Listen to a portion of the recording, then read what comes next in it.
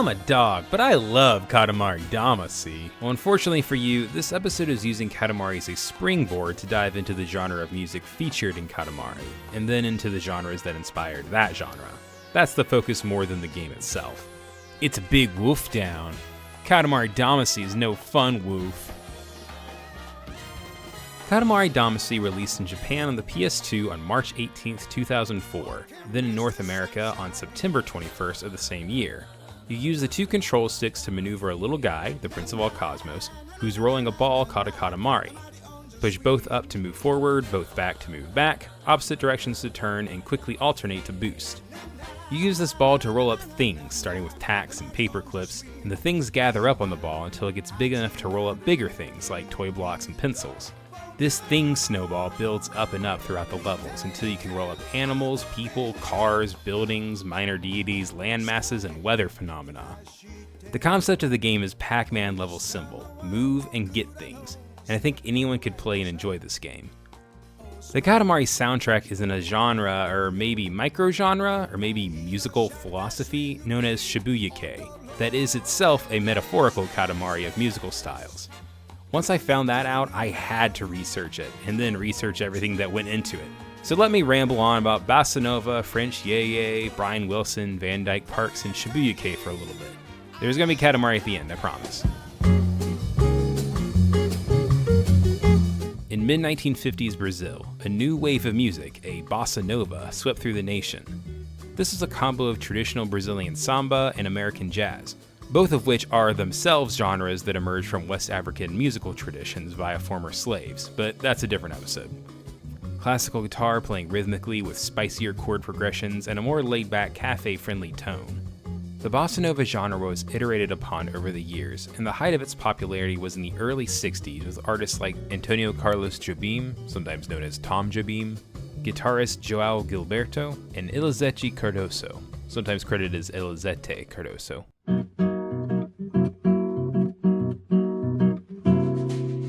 Outra vez sem você, outra vez sem amor, outra vez vou sofrer, vou chorar até você voltar. Bossa Nova made its way into the US in the mid-60s with the breakout album Getz Gilberto, a collaboration between American saxophonist Stan Getz and João Gilberto, which features the still famous track Girl from Ipanema. Tall and tan and young and lovely, the girl from Ipanema goes walking, and when she passes he smiles, but she doesn't see. This song was the second most played song of 1964 in the US. Number 1 was Yesterday by the Beatles. In February 1962 France, Françoise Hardy performed the song La Vie avec Toi on Mille Actuches Petit Conservatoire, a French TV program highlighting the students of the musical school of the same name meant to train up a new generation of variety singers. Huge thanks to Drake for helping me pronounce that anywhere close to correctly. This song begins with the phrase,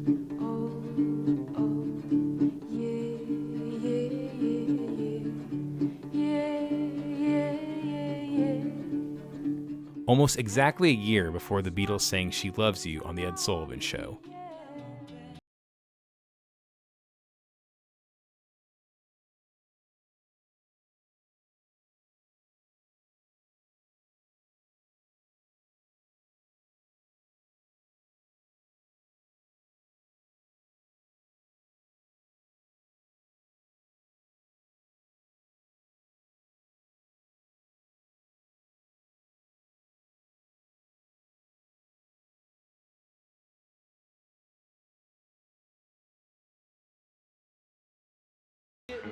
In 1966, United States, the Beach Boys, a band who had previously made songs about pretty girls and being on the beach with pretty girls, released one of the most interesting crossovers of pop and classical orchestration with their album Pet Sounds.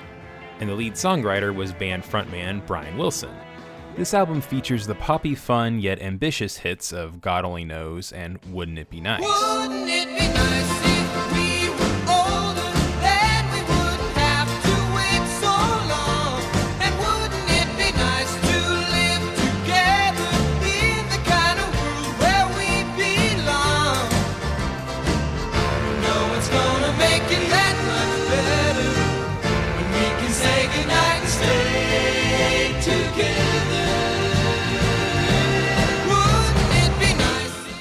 but it also features tracks with non-standard rock instruments like timpani, horn sections, theremin, and harpsichord.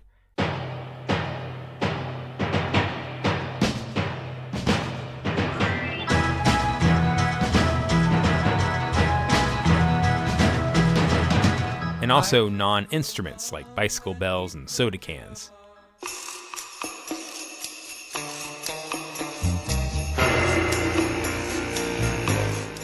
It's an incredible album and important to revisit with the knowledge of just how weird it was at the time. Around the same time, a fellow musician named Van Dyke Parks was creating some experimental pop of his own.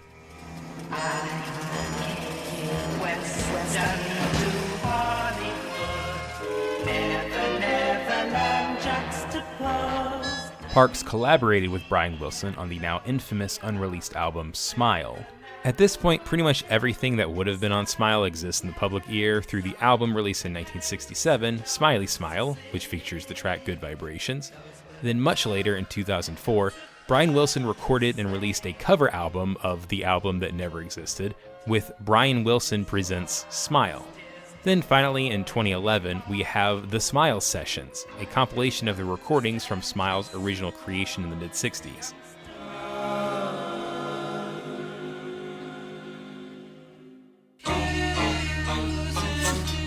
Just the track Heroes and Villains could literally be an entire episode. The version playing now is from Smiley Smile, but Brian Wilson Presents Smile has a different version, and 34 of the bonus tracks on the Smile Sessions are various takes and segments from this one track. Now the word smile has lost all meaning to me, so let's move on to the actual point of this video. These things are all a prominent part of what we consider the 1960s musical style, along with obviously the Beatles and the beginnings of what we tend to call classic rock. But now we're going to jump 20 years later on the other side of the world.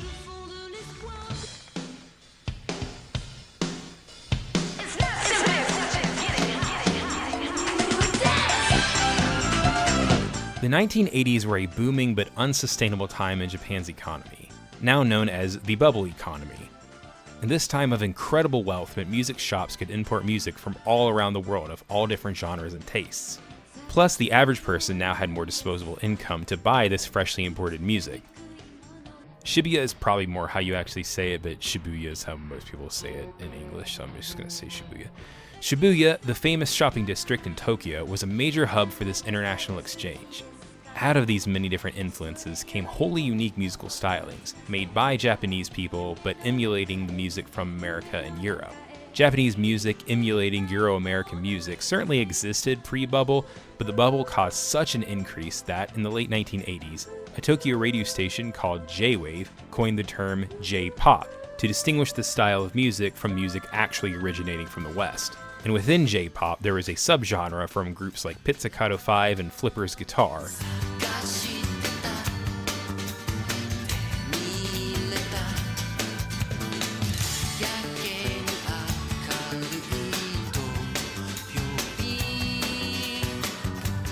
And eclectically fashionable hybrid music influenced by different musical resources from around the world. The major resources often cited are French yeye, bossa nova, Brian Wilson, and Van Dyke Parks. For as deep of a cut as he is, Van Dyke Parks comes up a weird amount in the research I did.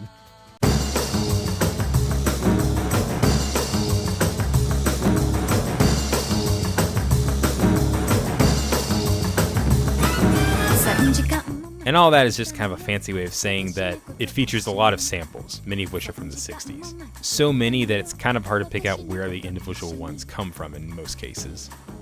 This genre was deemed shibuya-kei, Shibuya style.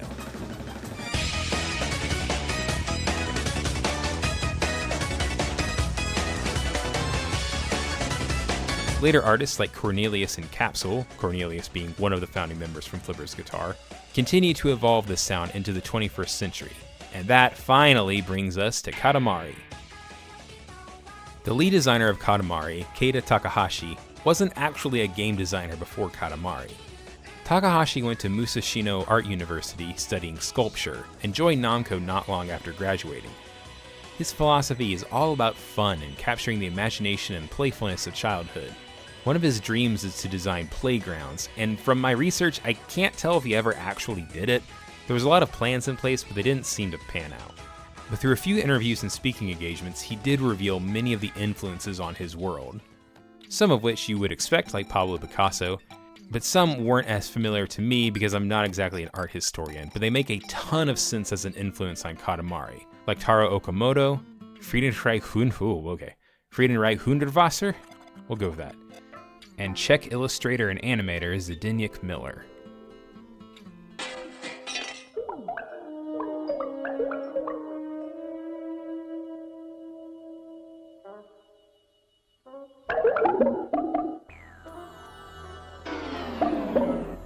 And again, this international mixture of influences translates beautifully into the choice to use shibuya-kei as the genre of choice in the soundtrack.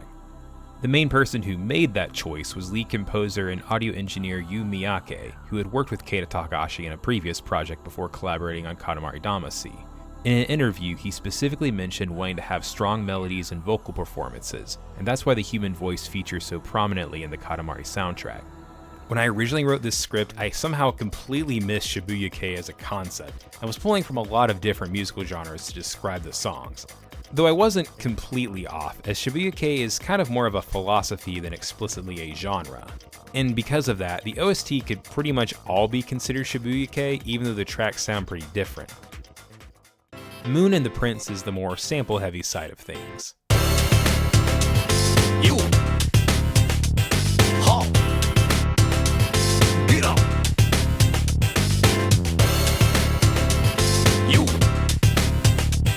Ha. Get up. 走った曲がったそこら中駆け巡ってみた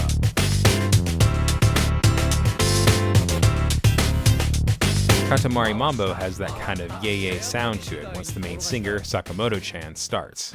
広いとこは嫌い狭いのが好きあなたとほら甘く切ない塊 Red Rose with a gin and tonic is more of the big band side of things, with Ado Mizumori sounding kind of like Betty Boop.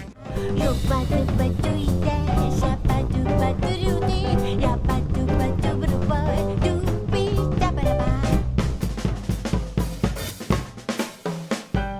星に願いをかけるとき君に踊るけ塊夢を見るよなこの世界 And it sounds a little like the old Flippers guitar stuff in the early days of shibuya-kei.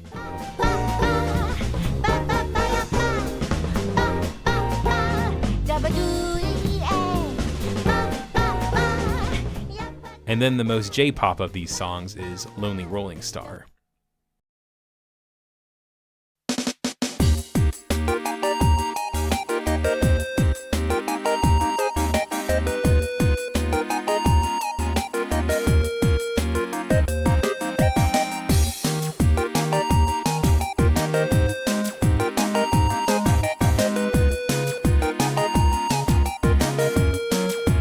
The pop art of Katamari is like a big, beautiful combination of dozens of influences and creates the perfect metaphor to describe itself.